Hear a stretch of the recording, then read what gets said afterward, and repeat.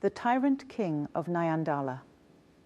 In the heart of the great savannah, beyond the thick forests and roaring rivers, lay the kingdom of Nyandala, a land of wealth, beauty, and sorrow.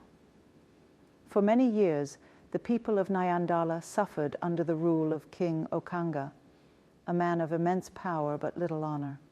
His cruelty was not in war or in taxes, but in a twisted tradition he had created, one that filled the hearts of the village chiefs with grief and despair. By decree, any man appointed as a chief in Nyandala was to offer his first wife to the king on the night of his appointment. It was a tradition born not of the elders or the gods, but of King Okanga's greed and hunger. Those who refused were stripped of their lands, exiled, or executed. No chief dared defy the king, for the fear of his wrath was greater than the shame that burned within them. One by one, the chiefs of Nyandala bore the humiliation in silence. They swallowed their pain, for to speak against the king was to welcome death. Their wives returned to them with empty eyes, their spirits broken, their dignity shattered, but none could act, none could fight, until the day Chief Gahigi was appointed. Gahigi was a man unlike any other. Strong of body and sharp of mind, he had fought in many battles and was respected by all. He loved his wife, Abena, with all his heart, and when he was named chief, he swore before the ancestors that no man, not even the king, would take what was sacred to him. The night before the ceremony, the king's messengers arrived at Gahiji's home. "The king summons your wife," they declared, their voices hollow, as if they had said the same words too many times before. But Gahigi did not bow, did not tremble. He stood tall and firm, his voice calm but unyielding. "My wife belongs to no man but me. Tell your king that if he wishes to take her, he must come himself." The messengers gasped. None had ever dared to utter such words.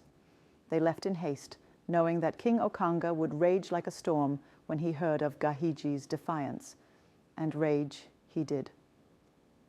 The following day, the king summoned Gahigi to his palace, where his throne of gold and ivory gleamed in the torchlight. "You insult me, Chief Gahigi," the king spat, his eyes burning with fury. "You forget your place."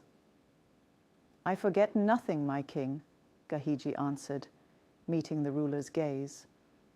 "But I remember my duty, to protect my wife, my honor, and my people." The court fell into stunned silence. No one had ever spoken to the king in such a way. Okanga's face darkened with rage. "Then you will die, and your wife will be mine regardless." But Gahigi was ready. That night he rode into the village and called upon the other chiefs, those who had suffered in silence for too long. He spoke to them of their stolen dignity, their ruined marriages, and the sorrow that weighed on their hearts. One by one, they stood, no longer chiefs but warriors, ready to reclaim their honor. When the king's warriors came for Gahigi, they did not find a frightened man awaiting execution. They found an army of chiefs, brothers bound by pain and fury. The battle that followed shook the very earth. The people of Nyandala, tired of suffering, rose against the palace guards, striking down the tyrant's men one by one. At last, Gahigi reached the king himself, the throne room littered with fallen warriors. Okanga, now without his guards, stared at the man who had ignited the fire of rebellion. "You dare to defy a king?" Okanga sneered, though fear laced his voice. "You were never a king," Gahigi said. "A king protects his people. You have only brought them grief." And with that, Gahigi struck the final blow.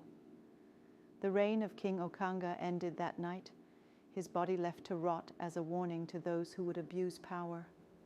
The people of Nyandala crowned Gahigi as their new ruler, and from that day forward, the tradition of suffering was no more.